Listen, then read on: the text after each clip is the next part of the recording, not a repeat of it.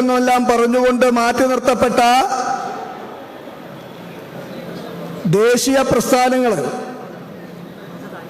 ഒരിക്കലും കേരളത്തിൽ ബി.ജെ.പിക്ക് രക്ഷപ്പെടാൻ കഴിയില്ല, ജയിക്കാൻ കഴിയില്ല എന്നുള്ള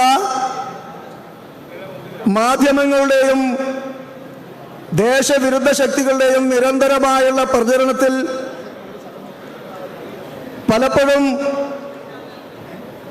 ഇതാ പാർട്ടി പ്രതിനിധി ജയിക്കാൻ പോകുന്നു എന്നുള്ള അന്തരീക്ഷത്തിൽ രണ്ട് മുന്നണികളും പരസ്പരം സഹായിച്ചുകൊണ്ട് ദേശീയ പ്രസ്ഥാനങ്ങൾക്ക് കേരളത്തിൽ ചുവടുറപ്പിക്കാനുള്ള അവസരം നഷ്ടപ്പെടുത്തുന്നത് നമ്മൾ കണ്ടിരുന്നു. കേരളത്തിന്റെ നിയമസഭയിലേക്ക് പാലക്കാട്ടുകാരനായുള്ള ഒ രാജഗോപാൽ വിജയിച്ചപ്പോ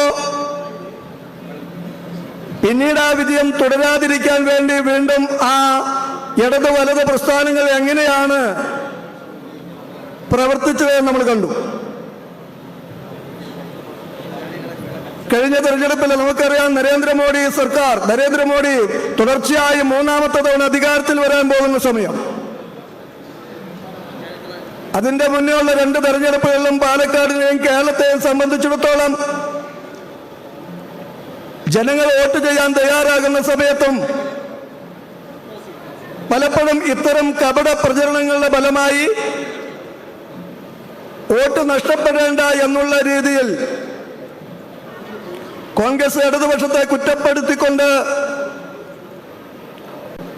ബി.ജെ.പി അല്ലെങ്കിൽ ദേശീയ പ്രസ്ഥാനങ്ങളുടെ അനുഭാവികളുടെ വോട്ടുകൾ കൈപ്പറ്റിക്കൊണ്ട് ജയിക്കുന്ന ഒരു സമീപനം നമ്മൾ കണ്ടു. മൂന്നാം തവണയും നരേന്ദ്രമോദി അധികാരത്തിൽ വരുമെന്ന് പറഞ്ഞപ്പോ ഇന്ത്യയിലെ എല്ലാ രാഷ്ട്രീയ പ്രസ്ഥാനങ്ങളും ഒരുപക്ഷെ ബി.ജെ.പിയെ തോൽപ്പിക്കുക, നരേന്ദ്രമോദി അധികാരത്തിൽ വരാതിരിക്കുക എന്നുള്ള ലക്ഷ്യത്തിൽ ഒന്നിച്ച സമയത്ത് കേരളത്തിൽ ഒരിക്കലും ബി.ജെ.പി ജയിക്കാൻ പോകുന്നില്ല എന്നുള്ള തുടർച്ചയായുള്ള പ്രചരണം, ആ പ്രചരണങ്ങളെയൊക്കെ മറികടന്നുകൊണ്ട് കേരളത്തിൽ ആദ്യമായി ഭാരതത്തിന്റെ പാർലമെന്റിലേക്ക് നരേന്ദ്രമോദിയോടൊപ്പം നിൽക്കുന്നതിന് വേണ്ടി, ശക്തി നൽകുന്നതിന് വേണ്ടി സാംസ്കാരിക കേരളം എന്നറിയപ്പെടുന്ന തൃശ്ശൂരിൽ നിന്ന് സുരേഷ് ഗോപിയെ വിജയിപ്പിച്ചു, MP ആയി വിജയിപ്പിച്ചു.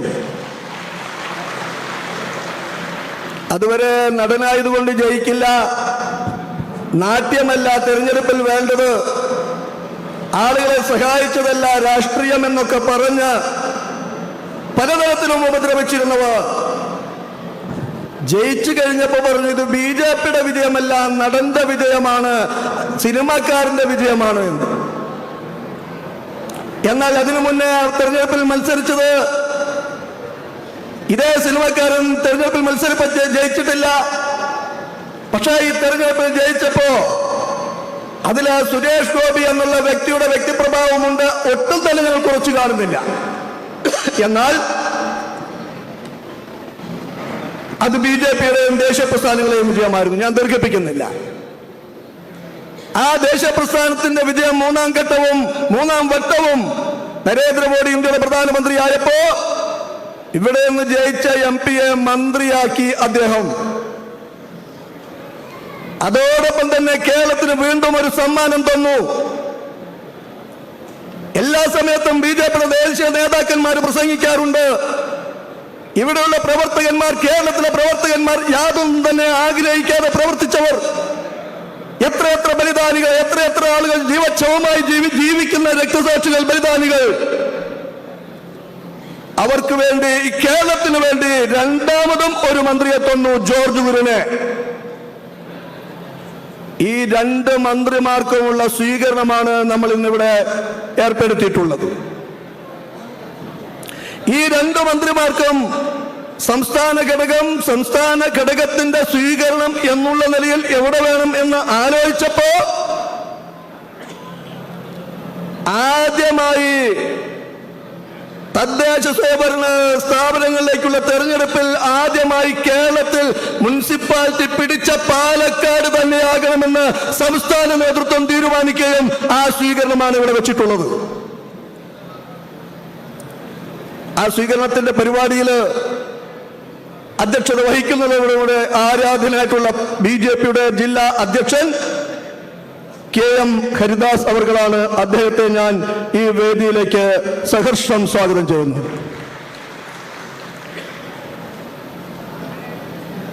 ഈ പരിപാടി ഔപചാരികമായി ഉദ്ഘാടനം ചെയ്യുന്നത്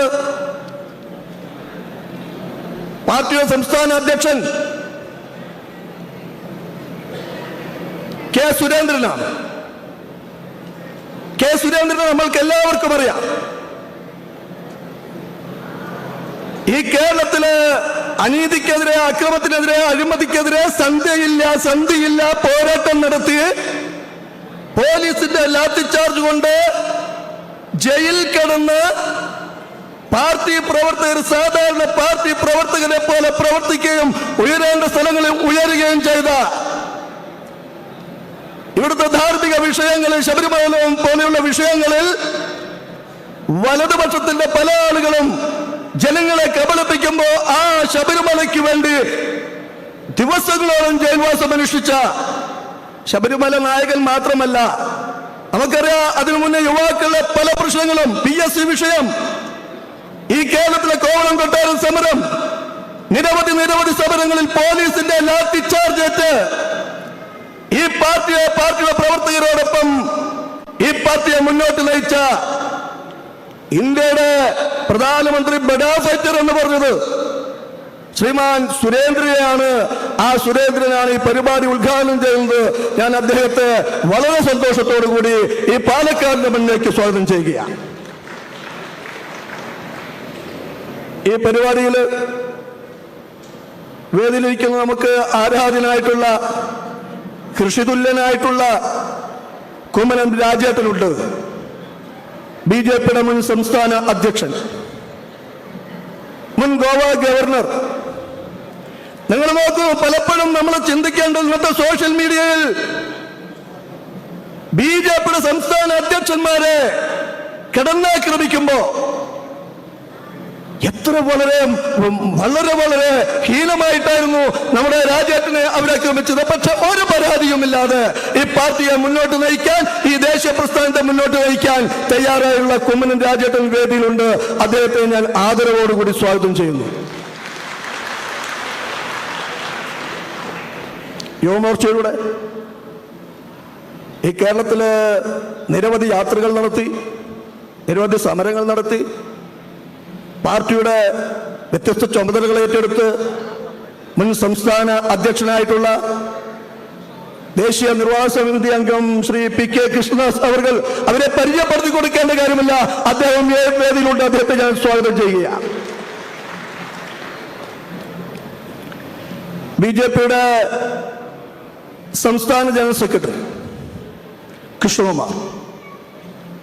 ഞാൻ ഓർക്കുന്നു, പാലക്കാട് അമിത്ഷാ വന്ന സമയത്ത് അന്ന് പാലക്കാട് മുനിസിപ്പാലിറ്റിയുടെ ഭരണം BJP അല്ല, BJPക്കൊന്നും ഭരിക്കാൻ കഴിയില്ല എന്ന് പറയുന്ന സമയത്ത് ആ പാലക്കാടിന്റെ ഭരണം, പാലക്കാട് മുനിസിപ്പാലിറ്റി ഞങ്ങൾ പിടിച്ചെടുക്കുമെന്ന് അമിത്ഷായ്ക്ക് ഉറപ്പ് കൊടുത്ത് അതിനനുസരിച്ച് പ്രവർത്തിച്ച് ആദ്യമായി കേരളത്തിലൊരു മുനിസിപ്പാലിറ്റി BJP ഭരണം പിടിച്ചത് പാലക്കാടായിരുന്നു. അതിന് നേതൃത്വം കൊടുത്ത്, അതേപോലെ തന്നെ സുരേന്ദ്രനെ പോലെ, കൃഷ്ണദാസിനെ പോലെ നിരവധി സമരങ്ങളിൽ പങ്കെടുത്ത് പോലീസിന്റെ അടിവാങ്ങി ജയിൽ കിടന്ന് ഈ പാർട്ടിയെ മുന്നോട്ട് നയിച്ച നമ്മുടെ ആരാധനായുള്ള ശ്രീ കൃഷ്ണകുമാർ ഈ വേദിയിലുണ്ട്.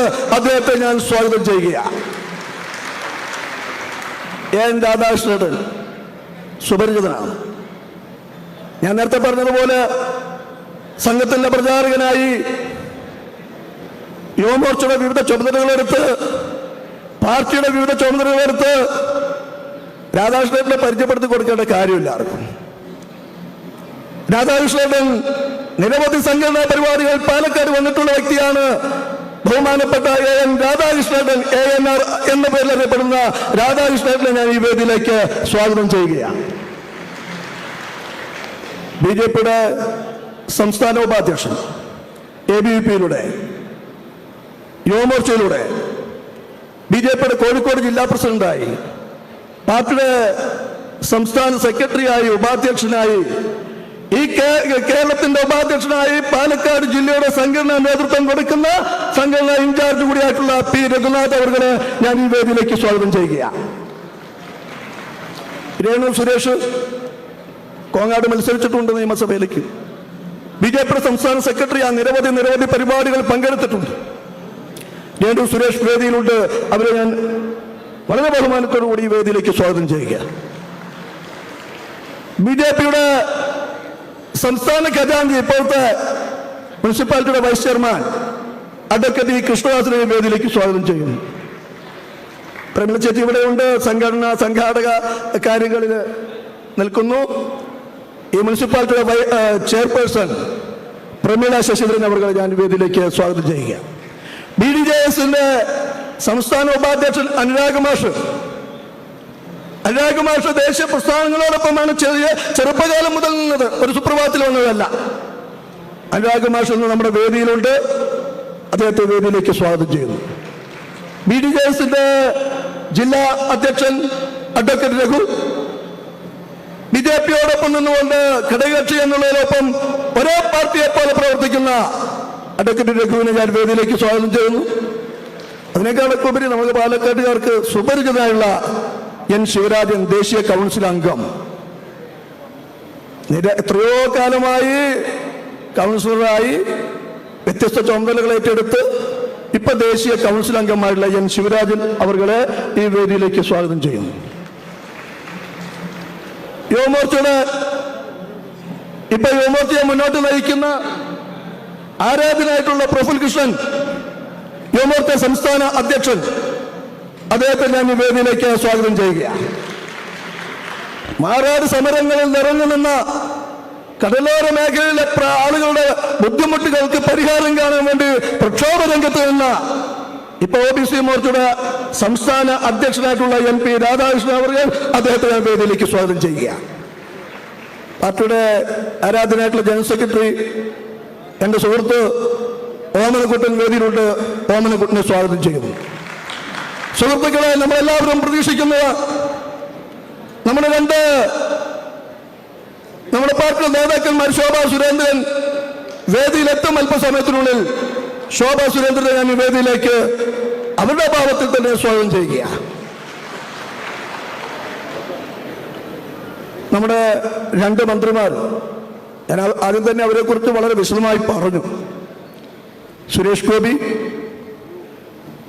അദ്ദേഹം BJPയിലേക്ക് വന്ന സമയം മുതൽ അദ്ദേഹത്തിന് കേൾക്കാത്ത പടികളില്ല. ഇപ്പൊ ഓരോരുത്തരും അദ്ദേഹത്തെ കെട്ടിപ്പിടിക്കുന്നു, ഉമ്മ വയ്ക്കുന്നു. ഞങ്ങൾക്ക് വളരെ സന്തോഷമുണ്ട്. വേണം, അങ്ങനെ തന്നെ വേണം. അദ്ദേഹം ഒന്ന് തൊട്ടപ്പോ ബുദ്ധിമുട്ടിയുള്ള ആളുകൾ പോലും ഇപ്പൊ തൊടാൻ വേണ്ടി കാത്തു നിൽക്കുന്ന സ്ഥിതിവിശേഷത്തിലേക്ക് എത്തിയപ്പോ അദ്ദേഹം ഈ പാർട്ടിയെ മുന്നോട്ട് നയിക്കാനും ദേശീയ പ്രസ്ഥാനത്തെ കേരളത്തിൽ ഏറ്റവും ശക്തമാക്കുക എന്നുള്ള പ്രധാനമന്ത്രിയുടെ ലക്ഷ്യത്തിലേക്ക് അദ്ദേഹം ഉണ്ടാവും. അദ്ദേഹത്തിന് ഇവിടെ സ്വാഗതം, അദ്ദേഹത്തിന് ഇവിടെ സ്വീകരണം കൊടുക്കുന്നു. അദ്ദേഹത്തിന്റെ അഭാവത്തിൽ ഞാൻ സുരേഷ് ഗോപി, ടൂറിസം പെട്രോളിയം വകുപ്പ് സഹമന്ത്രി ഒരു വേദിയിലേക്ക് സ്വാഗതം ചെയ്യുക. ഞാൻ നേരത്തെ ജോർജ് കുര്യനെ സൂചിപ്പിച്ചു, നമുക്ക് എല്ലാവർക്കും അറിയാം. ഞാൻ യുവമോർച്ചയുടെ മണ്ഡലം പ്രസിഡന്റ് ആകുമ്പോൾ അഖിലേന്ത്യാ വൈസ് പ്രസിഡന്റാണ്. അദ്ദേഹം വിദ്യാർത്ഥി ജനതയിലൂടെ, യുവമോർച്ചയിലൂടെ എത്രയോ കാലം ഇന്ത്യയുടെ വിവിധ ഭാഗങ്ങളിൽ യാത്ര ചെയ്തു. പാർട്ടി പറയുന്ന പണികൾ ചെയ്തു. അദ്ദേഹം ന്യൂനപക്ഷത്തിൽ പല ആളുകളുണ്ട്. ചില ആളുകൾ BJPയിൽ വന്നതോട് കൂടിയിട്ട് ന്യൂനപക്ഷത്തെ കുറ്റം പറയുന്ന ആളുകളുണ്ട്. ഇദ്ദേഹം അങ്ങനെയല്ല, പള്ളി പോകുന്ന ആളാണ്, വിശ്വാസിയാണ്. എങ്ങനെയാണ് ആ വിശ്വാസവും ദേശീയതയും ഒപ്പം കൊണ്ടുപോവുക എന്ന് വളരെ ജീവിച്ച് കാണിച്ചു തന്ന മാതൃക. അദ്ദേഹം ന്യൂനപക്ഷ മന്ത്രി, സഹമന്ത്രി. അതുകൂടാതെ പാല്, മൃഗസംരക്ഷണം തുടങ്ങിയ വകുപ്പുകളുടെ കൂടി മന്ത്രിയാണ്. പാർട്ടിക്ക്, കേരളത്തിന്റെ പാർട്ടിക്ക് കൊടുത്ത, പ്രധാനമന്ത്രി കൊടുത്ത, ദേശീയ ഘടകം കൊടുത്ത അംഗീകാരം ഇതിലപ്പുറമൊന്നുമില്ല. ജോർജ് കുര്യനെ സ്വാഗതം ചെയ്യുന്നു. ഇതിനു മുന്നേ നമ്മുടെ വേദിയിലേക്ക് വരാൻ മുൻ കേന്ദ്രമന്ത്രി V. മുരളീധരൻ BJPയുടെ സംസ്ഥാന അധ്യക്ഷനായിരുന്നു. ഏത് ചുമതലയാണെങ്കിലും, മന്ത്രിയായാലും പാർട്ടിയുടെ ചുമതലയായാലും, അതിനു മുന്നേ ABVPയുടെ ചുമതലയാവുമ്പോഴും ഓടി നടന്ന് വിശ്രമമില്ലാതെ ഈ പാർട്ടിയെ മുന്നോട്ട് നയിച്ച, ഈ പ്രസ്ഥാനത്തെ മുന്നോട്ട് നയിച്ച, ഞാൻ ഓർക്കുന്നു അദ്ദേഹം ദേശീയ അധ്യക്ഷനാകുമ്പോഴുള്ള പദയാത്ര, പല പദയാത്രകളും കണ്ടിട്ടുണ്ട്. പല നേതാക്കന്മാരും കുറ്റപ്പെടുത്തുകയല്ല, പക്ഷെ അതിന് വ്യത്യസ്തമായിക്കൊണ്ട് അദ്ദേഹം നിശ്ചയിച്ച റൂട്ടിൽ, നിശ്ചയിച്ച രീതിയിൽ നടന്ന് കാസർഗോഡ് നിന്ന് തിരുവനന്തപുരം വരെ നടന്ന് പാർട്ടിയെ വളർത്തിയ മന്ത്രിയായിരിക്കുമ്പോ ആ മന്ത്രി എന്നുള്ള നിലയിൽ നല്ല രീതിയിൽ വകുപ്പ് കൈകാര്യം ചെയ്ത അദ്ദേഹം പരാജയപ്പെട്ടത് നമ്മുടെയൊക്കെ എന്താ പറയുക കേരളത്തിന്റെ ഒരു മോശം കാലാവസ്ഥ എന്താ പറയുക. അദ്ദേഹവും രാജീവ് ചന്ദ്രശേഖരൊക്കെ നിസ്സാര വോട്ടിലാ തോൽക്കുന്നു. ജയിച്ചൊരു തുല്യം തന്നെ എന്ന് പറയാൻ പറ്റും. അദ്ദേഹം ഈ വേദിയിലേക്ക് വരും. വി മുരളീധരൻ അവർകളെ ഞാൻ അദ്ദേഹത്തിന്റെ അഭാവത്തിലും ഈ വേദിയിലേക്ക് സ്വാഗതം ചെയ്യുക. ഞങ്ങൾ മനസ്സിലാക്കുന്ന മറ്റൊരു പ്രധാന വ്യക്തി മന്ത്രിമാരോടൊപ്പം ഉണ്ടാവും. ഞങ്ങൾ ക്ഷണം സ്വീകരിച്ചിട്ടുള്ള വരുമെന്നാണ് ഞങ്ങൾ പ്രതീക്ഷിക്കുന്നത്. തൃശൂർ ജില്ലയുടെ BJPയുടെ അധ്യക്ഷൻ സുരേഷ് ഗോപി ജയിക്കുന്നതിന് വേണ്ടി എന്തെല്ലാം പാർട്ടി തലത്തിൽ പ്രവർത്തനങ്ങൾ നടത്താൻ പറ്റുമോ ആ തരത്തിലൊക്കെ പ്രവർത്തിച്ചിട്ടുള്ള പാർട്ടിയുടെ ജില്ലയ്ക്ക് നേതൃത്വം കൊടുത്ത തൃശൂർ ജില്ലയുടെ അധ്യക്ഷൻ അഡ്വക്കേറ്റ് അനീഷ് അദ്ദേഹം വരാമെന്നിട്ടുണ്ട്. മന്ത്രിമാരുടെ ഒപ്പം ഉണ്ട് എന്നാണ് ഞാൻ വിശ്വസിക്കുന്നത്. എന്തായാലും അദ്ദേഹത്തിന് ഞാൻ ഈ വേദിയിലേക്ക് സ്വാഗതം ചെയ്യുക. അതുകൂടാതെ ഞങ്ങൾ ക്ഷണം സ്വീകരിച്ച് എത്തിയിട്ടുള്ള പല ആളുകൾ നമുക്കറിയാം. ഇവിടെ വന്നിട്ടുള്ള ആളുകളൊന്നും BJP പ്രവർത്തകരല്ല എല്ലാവരും, ഞങ്ങൾക്കറിയാം. എന്നാലും ഈ സ്വീകരണത്തിൽ പങ്കെടുക്കാൻ തയ്യാറായി മുന്നോട്ട് വന്ന പ്രധാനപ്പെട്ട ഞങ്ങൾ ക്ഷണം സ്വീകരിച്ചു വന്നവർ, പാർട്ടിയുടെ പ്രവർത്തകന്മാർ, ഇവിടുത്തെ പഞ്ചായത്ത് മുനിസിപ്പാലിറ്റി മെമ്പർമാർ, ഘടകകക്ഷികളുടെ മെമ്പർമാർ തുടങ്ങി നിരവധി ആളുകൾ ഒരുപക്ഷെ ക്ഷണിക്കാതെയും ഞങ്ങൾ ഈ പരിപാടിയിലേക്കുണ്ട്. ഇപ്പൊ അതിനൊരു ഒഴുക്ക് വന്നുകൊണ്ടിരിക്കുക. ഇന്നലെ BJPയിലേക്ക് ധാരാളം ആളുകൾ രാജിവെച്ചു എന്ന് നിങ്ങൾ കണ്ടിട്ടുണ്ടാവും. ഇന്നും കുറെ ആളുകൾ ചോദിച്ചു ഞങ്ങൾ അവിടെ വന്ന് സ്വീകരിക്കുക. ഞങ്ങൾ പറഞ്ഞു ഇവിടെ വന്നിട്ട് വരട്ടെ, നമ്മളെല്ലാവരും സ്വീകരിക്കുക. അങ്ങനെയൊക്കെ വന്നിട്ടുള്ള ഇവിടെ ഈ പരിപാടിയിലെത്തിയിട്ടുള്ള മുഴുവൻ ആളുകളെയും ഞാൻ സ്വാഗതം ചെയ്യുന്നു. ഞാൻ കൂടുതൽ ദീർഘിപ്പിക്കുന്നില്ല, ഇപ്പൊ തന്നെ വളരെ ദീർഘിച്ചു. എന്തായാലും ഒരിക്കൽ കൂടി എല്ലാവർക്കും സ്വാഗതം പറഞ്ഞുകൊണ്ട് അധ്യക്ഷ സ്ഥാനത്തേക്ക് ബഹുമാനപ്പെട്ട ഹരിദാസ് അവർകളെ ക്ഷണിക്കുക.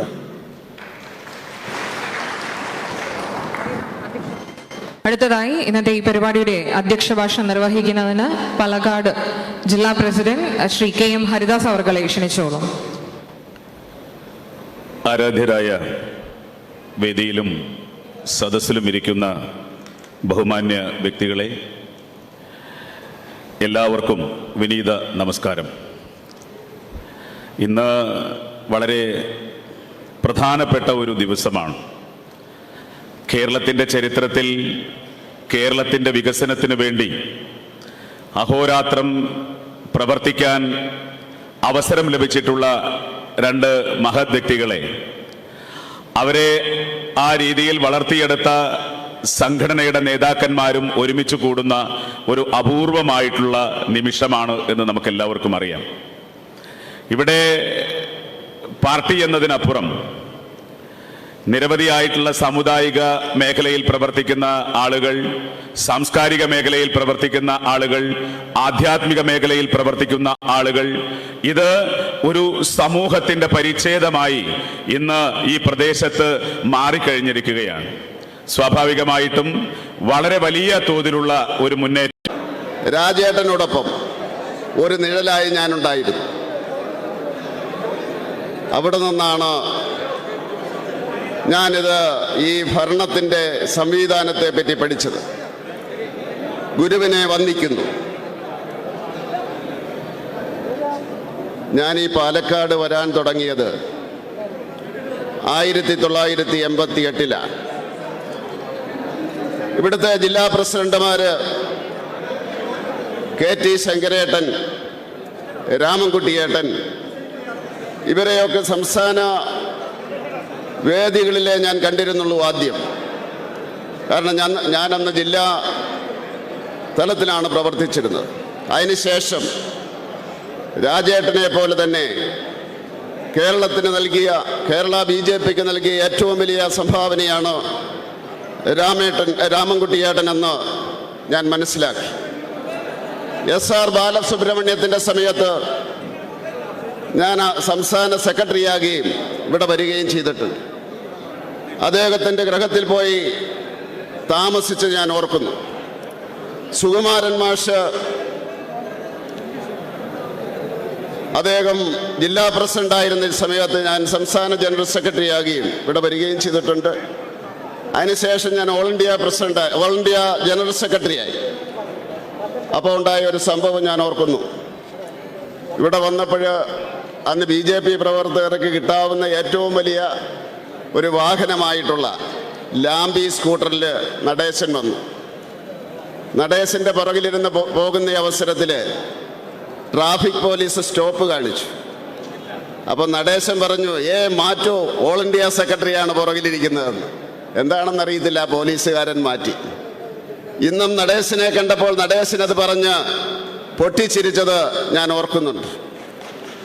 അതുപോലെ തന്നെ TC അദ്ദേഹം ജില്ലാ പ്രസിഡന്റായിരുന്ന അവസരത്തിൽ ഇവിടെ വന്നിരുന്നു. പക്ഷേ കൂടുതലെടുത്തത് ശ്രീ V മുരളീധരൻ്റെ കൂടെ ഞങ്ങൾ രണ്ടുപേരും സംസ്ഥാന ഭാരവാഹികളായിരുന്ന അവസരത്തിലാണ്. അദ്ദേഹത്തിൻ്റെ അവസാന നാളുകളിൽ അദ്ദേഹത്തെ പോയി കണ്ടത് ഞാൻ ഓർക്കുകയാണ്. ശിവരാജേട്ടൻ എങ്ങനെയാണെന്നറിയില്ല, 80 മുതൽ ഞങ്ങൾ സുഹൃത്തുക്കളാണ്. 1980 മുതൽ അദ്ദേഹം എന്നെ കാണുമ്പോൾ പൊട്ടിച്ചിരിക്കുകയും കെട്ടിപ്പിടിക്കുകയും ഒക്കെ ചെയ്യുന്ന ഒരാളാണ്. ഇപ്പോഴും അദ്ദേഹം ഇവിടെ ഇരിപ്പുണ്ട്.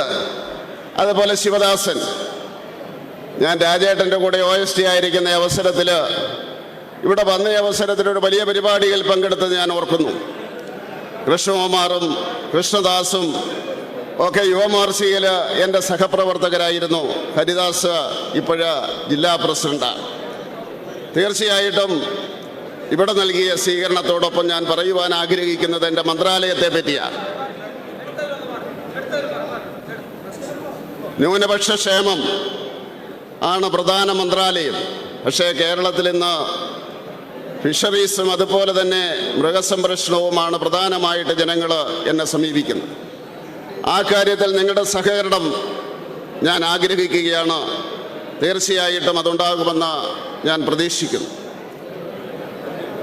ഇനി ഓർക്കുവാനുള്ളത്, ശ്രീനിവാസേട്ടനെയും ഞാൻ ഇന്ന് പോയിരുന്നു. ഇലപ്പള്ളി സഞ്ജിത്തിനെയുമാണ്. ആ ബലിദാനികളെ ഞാൻ ഓർക്കുന്നു. അതോടൊപ്പം തന്നെ നരേന്ദ്രമോദിക്കും അതുപോലെ തന്നെ അമിത്ഷായ്ക്കും ഞാൻ നന്ദി രേഖപ്പെടുത്തുകയാണ്.